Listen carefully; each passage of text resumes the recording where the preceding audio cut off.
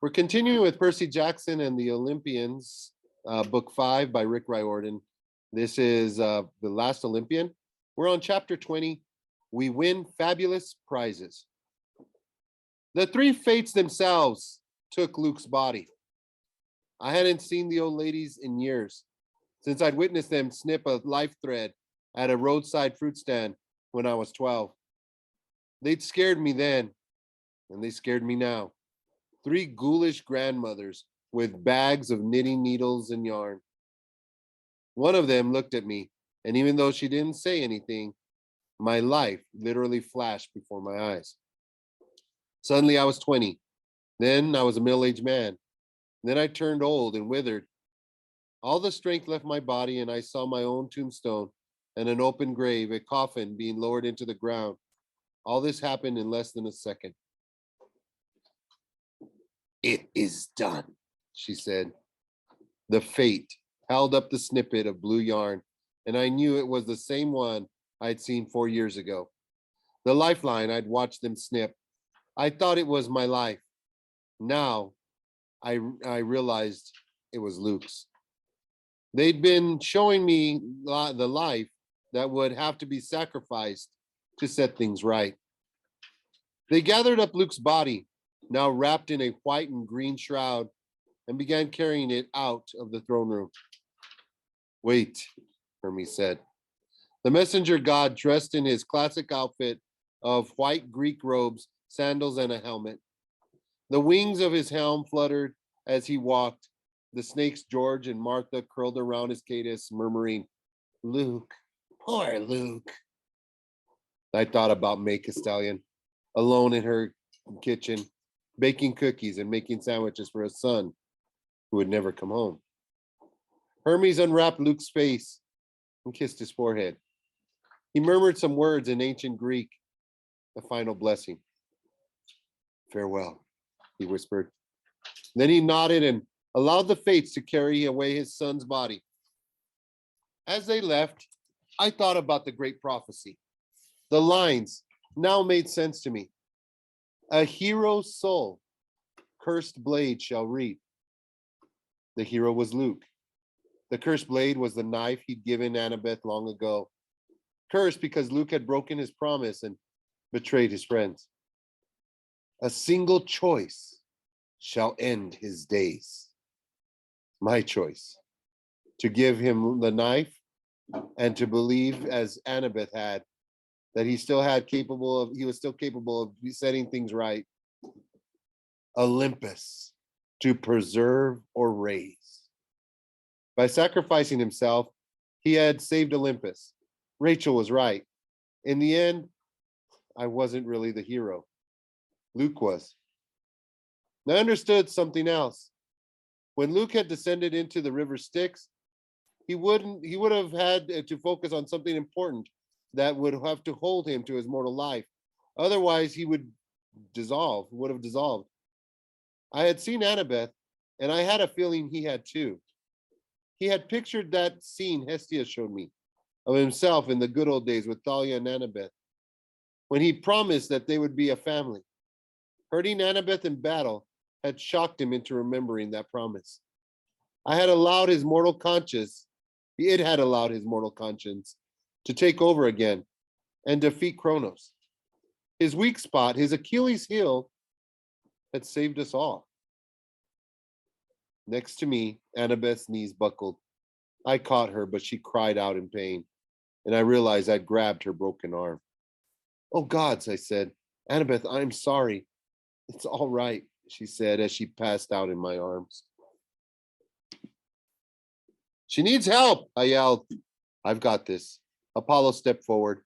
His fiery armor was so bright it was hard to look at, and his matching Ray-Bans and perfect smile made him look like a male model for battle gear. "God of medicine, at your service." He passed his hand over Annabeth's face and spoke an incantation. Immediately, the bruises faded, her cuts and scars disappeared, her arms straightened, and she sighed in her sleep. Apollo grinned. "She'll be fine in a few minutes. Just enough time for me to compose a poem about our victory." Apollo and his friends save Olympus. Good, huh? Thanks, Apollo, I said. I'll let you handle the poetry. The next few hours were a blur. I remembered my promise to my mother. Zeus didn't even blink an eye when I told him my strange request. He snapped his fingers and informed me that a bright blue flag, 50 feet wide, was now flying from top the Empire State Building. The mortals would just have to wonder what it meant. But my mom would know. I had survived, and Olympus was saved. The gods set about repairing the throne room, which went surprisingly fast with 12 super powerful beings at work. Grover and I cared for the wounded, and once the sky bridge was reformed, we greeted our friends who had survived. The Cyclopses had saved Thalia from the falling statue. She was on crutches, but otherwise she was okay. Connor and Travis Stoll had made it through with only minor injuries. They promised me they hadn't even looted the city much. They told me my parents were fine, though they weren't allowed into Olympus. Mrs. O'Leary had dug Chiron out of the rubble and rushed him off to camp. The Stolls looked kind of worried about the old centaur, but at least he was alive. Katie Gardner reported that she'd seen Rachel Elizabeth Dare run out of the Empire State Building at the end of the battle. Rachel had looked unharmed, but nobody knew where she'd gone, which also troubled me. Nico D'Angelo came into Olympus to a hero's welcome, his father right behind him. Despite the fact that Hades was only supposed to visit Olympus on winter solstice, the god of the dead looked stunned when his relatives clapped him on his back. I doubt he'd ever gotten such an enthusiastic welcome before. Clarice marched in, still shivering from her time in the ice block, and Ares bellowed, "That's my girl." The god of war ruffled her hair and pounded her on the back, calling her the best warrior he'd ever seen. "That's Draken slaying. That's what I'm talking about." She looked pretty overwhelmed. All she could do was nod and blink, like she was afraid he'd start hitting her. But eventually, she began to smile. Hera and Hephaestus passed me, and while Hephaestus was a little grumpy about my jumping on his throne, he thought I'd done a pretty bang up job mostly. Hera sniffed in disdain. "I suppose I won't destroy you and that little girl now." Annabeth had saved Olympus, I told her. Annabeth saved Olympus, I told her. She convinced Luke to stop Kronos. Hera whirled away in a huff, but I figured our lives would be safe, at least for a little while. Dionysus' head was still wrapped in a bandage. He looked me up and down and said, "Well, Peter, see Percy Jackson? I see Pollux had made it through, and I suppose you aren't completely inept. That's all thanks to my training, I suppose." "Yes, sir," I said. Mr. D nodded. "As thanks for my bravery, Zeus has cut my probation at that miserable camp in half. Now I only have 50 years left instead of 100. 50 years, huh? I imagined putting up with Dionysus until I was an old man, assuming I lived that long. Don't get so excited, Jackson," he said. I realized he was saying my name correctly. "I still plan on making your life miserable." I couldn't help smiling, naturally. "So, just so we understand each other," he turned and began repairing his grapevine throne, which had been singed by fire. Grover stayed at my side. From time to time, he would break down in tears. "So many nature spirits dead, Percy. So many." But I put my arm around his shoulders and gave him a rag to blow his nose. "You did a great job, G-Man. We'll come back from this. We'll plant new trees. We'll clean up the parks. Your friends will be reincarnated into a better world." He sniffed dejectedly. I suppose. But it was hard enough. It was hard enough to rally them before. I'm still an outcast. I could barely get anyone to listen to me about Pan. Now they'll never listen to me again. I led them into a slaughter. They will listen, I promised, because you care about them. You care about the wild more than anyone. I tried for a smile. He tried for a smile. Thanks, Percy. hope I hope you know I'm really proud to be your friend. I patted his arm. Luke was right about one thing, G-Man. You're the bravest satyr I ever met. He blushed, but before he could say anything, conch horns blew. The army of Poseidon marched into the throne room. Percy! Percy! Tyson yelled. He charged toward me with his arms open. Fortunately, he shrunk back to normal size. So his hug was like getting hit by a tractor, not the entire farm. You're not dead, he said. Yeah, I agreed. Amazing, huh? He clapped his hands and laughed happily.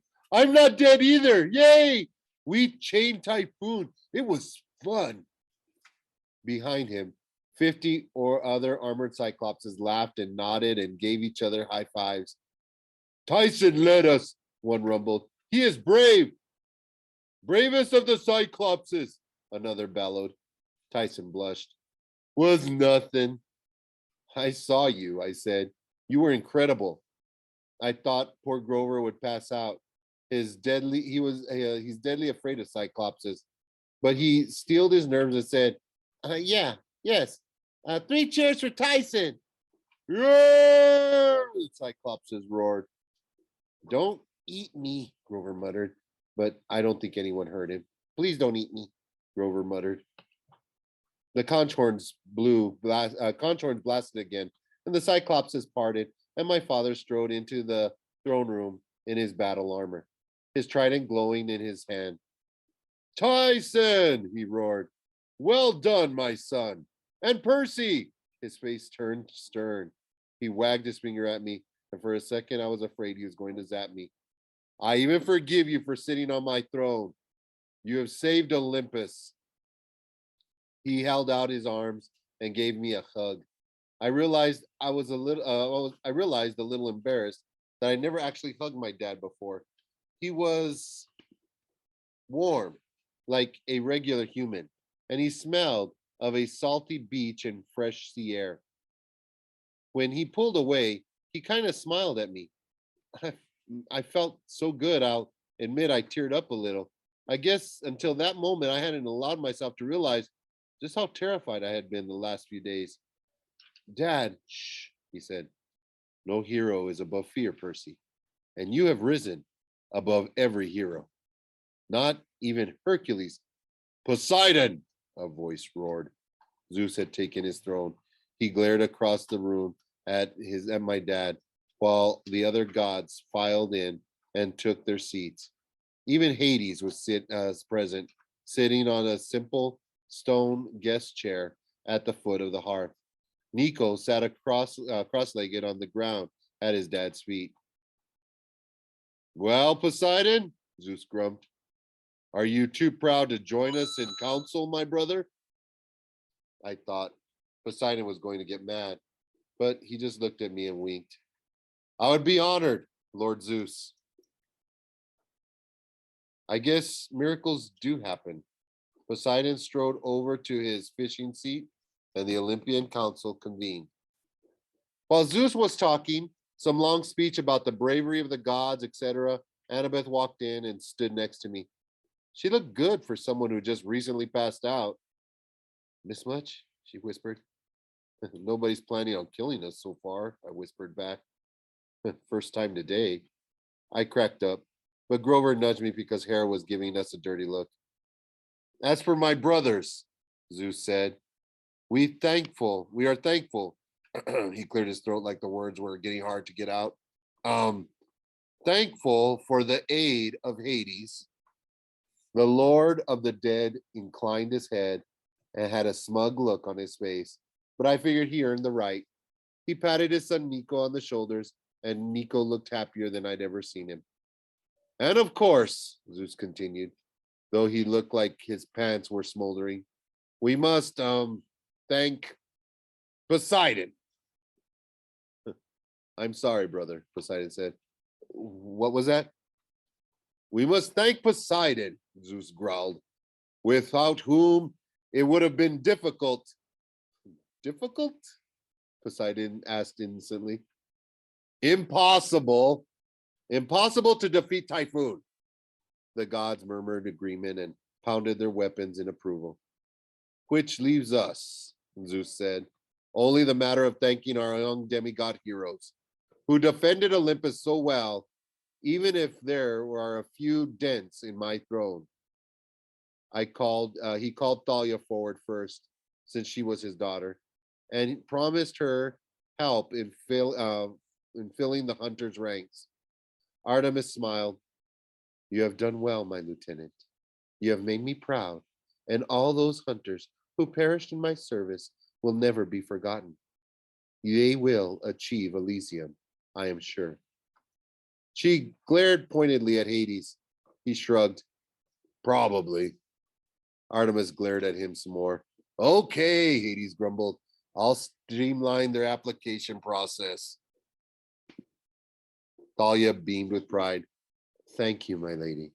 She bowed to the gods and even Hades, and then limped over to stand by Artemis's side. Tyson, son of Poseidon, Zeus called. Tyson looked nervous, but he went to stand in the middle of the council, and Zeus grunted. Doesn't miss many meals, does he? Zeus muttered. Tyson, for your bravery in the war and for leading the Cyclopses, you are appointed a general in the armies of Olympus. You shall henceforth lead your brethren into war whenever required by the gods, and you shall have a new, what kind of weapon would you like? A sword, an axe? Stick, Tyson said, showing his broken club. Very well, Zeus said. We will grant you a new stick, the best stick that may be found. Hooray! Tyson cried, and all the Cyclopses cheered and pounded him on the back as he rejoined them. Grover Underwood of the Satyrs. Grover Underwood of the Satyrs, Dionysus called. Grover came forward nervously. Oh, stop chewing your shirt, Dionysus chided. Honestly, I'm not going to blast you for your bravery and sacrifice, blah, blah, blah. And since we have an unfortunate vacancy, the gods have seen fit to name you a member of the Cloven Elders, a member of the Council of Cloven Elders. Grover collapsed on the spot. Part of the interruption, if we can have. Oh, wonderful, Dionysus sighed as several naiads came forward to help Grover. Well, when he wakes up, someone tell him that he will no longer be an outcast and that all satyrs, naiads, and other spirits of nature will henceforth treat him as a lord of the wild with all rights, privileges, and honors, blah, blah, blah. Now, please drag him off before he wakes up and starts groveling. Food, Grover moaned as the nature spirits carried him away. I figured he'd be okay. He would wake up as a lord of the wild with a bunch of beautiful naiads taking care of him. Life could be worse. Athena called. Annabeth Chase, my own daughter. Annabeth squeezed my arm, then walked forward and knelt at her mother's feet. Athena smiled. You, my daughter, have exceeded all expectations.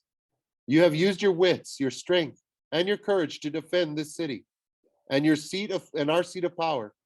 It has come to our attention that Olympus is, well, trashed. The Titan Lord did much that will have to be repaired.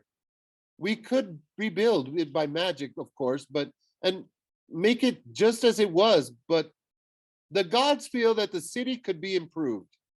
We will take this as an opportunity, and you, my daughter, will design these improvements. Annabeth looked up, stunned. My lady? Athena smiled wildly. You are an architect, are you not? You have studied the techniques of Daedalus himself. Who better to redesign Olympus and to make it a monument that will last for another eon? You mean I can design whatever I want? As your heart desires, the goddess said. Make us a city for the ages. As long as you have plenty of statues of me, Apollo added. And me, Aphrodite agreed. Hey, and me, Ares said. Big statues with huge, wicked swords and. All right, Athena interrupted. She gets the point. Rise, my daughter. Official architect of Olympus. Annabeth rose in a trance and walked back towards me. Way to go, I told her, grinning. For once, she was at a loss for words. I'll have to start planning, drafting paper and pencils. Percy Jackson, Poseidon announced. My name echoed around the chamber. All talking died down. The room was silent except for the crackle of the hearth fire. Everyone's eyes were on me. All the gods, the demigods, the cyclopses, the spirits. I walked into the middle of the throne room and Hestia smiled at me reassuringly. She was in the form of a girl now, and she seemed happy and content to be sitting by her fire again. Her smile gave me courage and to keep walking. First, I bowed to Zeus. Then I knelt at my father's feet. Rise, my son, Poseidon said. I stood uneasily. A great hero must be rewarded, Poseidon said. Is there anyone here who would deny that my son is deserving? I waited for someone to pipe up. The gods never agreed on anything, and many of them still didn't like me, but not a single one protested. The council agrees, Zeus said. Percy Jackson, you will have one gift from the gods. I hesitated. Any gift? Zeus nodded grimly. I know what you will ask. The greatest gift of all. Yes, if you want it, it shall be yours. The gods have not bestowed this gift to an immortal hero in many centuries, but Perseus Jackson, if you wish it, you shall be made a god, immortal, undying. You shall serve as your father's lieutenant for all time. I stared at him, stunned. A god? Zeus rolled his eyes. A dim-witted god, apparently, but yes, with the consensus of the entire council, I can make you immortal. Then I will have to put up with you forever. Ares mused.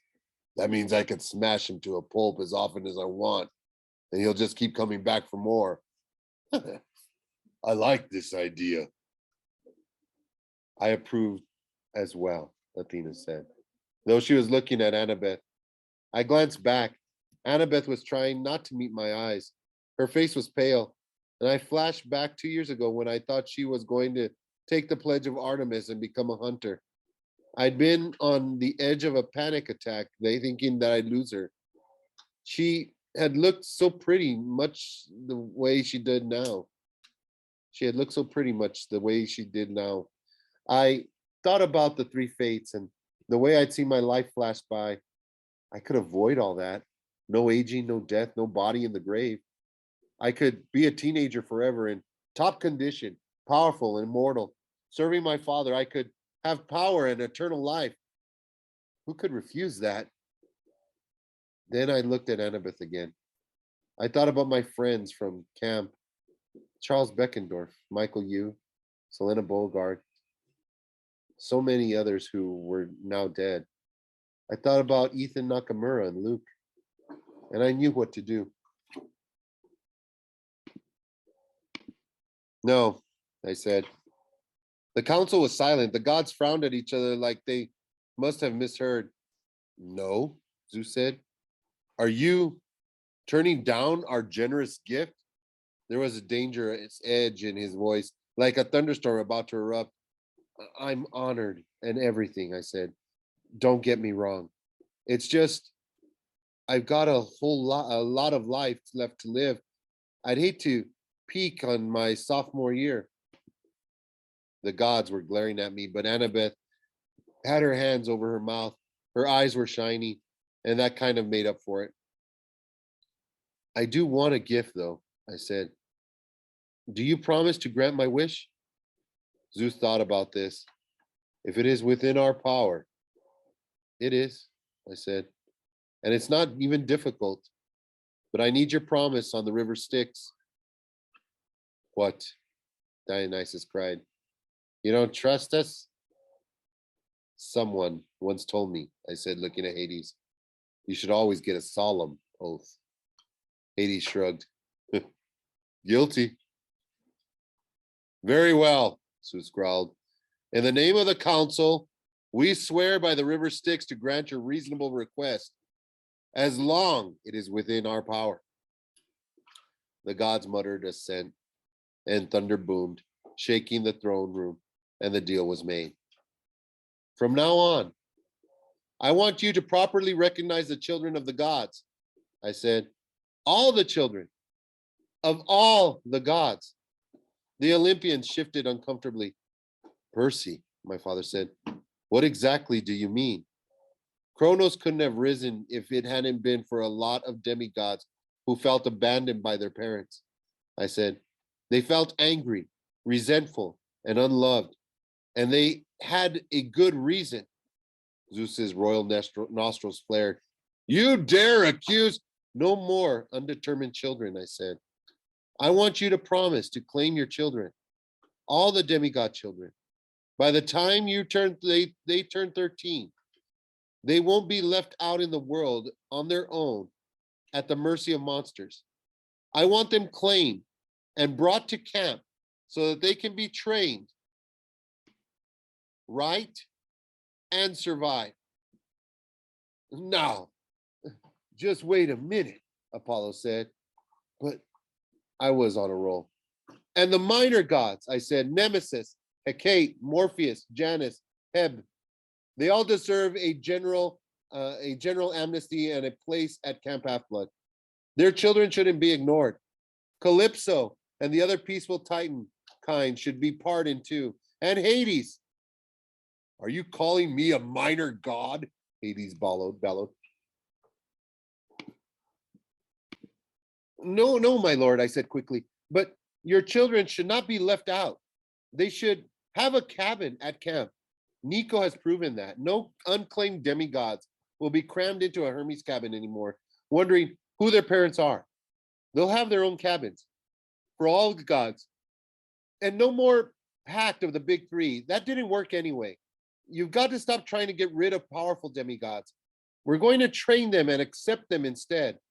All children of the gods will be welcomed and treated with respect. That is my wish. Zeus snorted. Is that all? Percy, Poseidon said, you ask much. You presume much. I hold you to your oath, I said, all of you. I got a lot of steely looks. Strangely, it was Athena who spoke up. The boy is correct. We have been unwise to ignore our children. It should prove to be a strategic weakness in this war. It proved to be a strategic weakness in this war and almost caused our destruction. Percy Jackson, I've had my doubts about you, but perhaps, she glanced at Annabeth and then spoke as if the words had a sour taste. Perhaps I was mistaken. I move that we accept the boy's plan. Zeus said, being told what to do by a mere child. But I suppose. All in favor? Hermes said. All the gods raised their hands. Thanks, I said. I turned. But before I could leave, Poseidon called out, honor guard! And immediately the Cyclopses came forward and made 2 lines from the thrones to the door, an aisle for me to walk through. They came to attention. Oh, hail Percy Jackson, Tyson said. Hero of Olympus. and my big brother.